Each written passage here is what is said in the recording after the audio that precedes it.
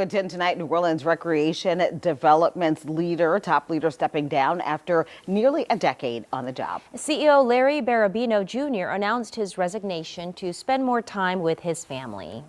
But the meeting drew in extra attention as neighbors shared concerns about needles at a mid-city park. WDSU reporter Jasmine Franklin is live, hearing from residents who are worried. And Jasmine, tell us, what's their biggest concern?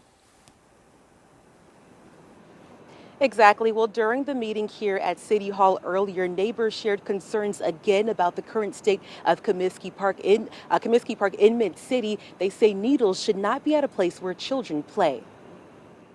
It's time for a lot of upgrades and renovations to our playground. The state of Comiskey Park is top of mind for neighbors, including Morgan Clevenger. It's not safe. It's not safe for the average citizen.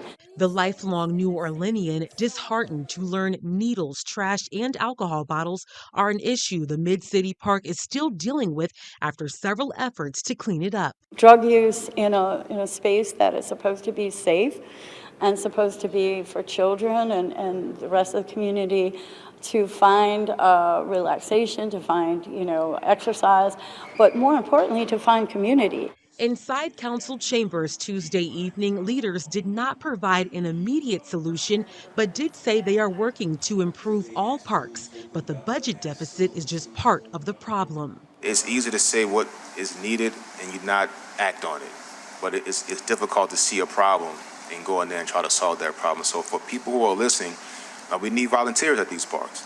The concerns come as Nord's CEO, Larry Barabino, shared his resignation, stepping down to spend more time with his 3 grandchildren. And I have enjoyed every moment of it, the good, the bad, the ups and the downs. Natasha Robinson was appointed as interim CEO. Neighbors say they hope the next leader follows in Barabino's footsteps and is committed to improving their parks. The next leader also has to be an expert at figuring out how to really analyze the budget and make sure that the allocation of resources is going where it needs to go.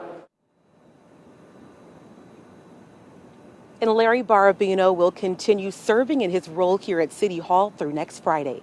Reporting live in New Orleans, I'm Jasmine Franklin, WDSU News. Jasmine.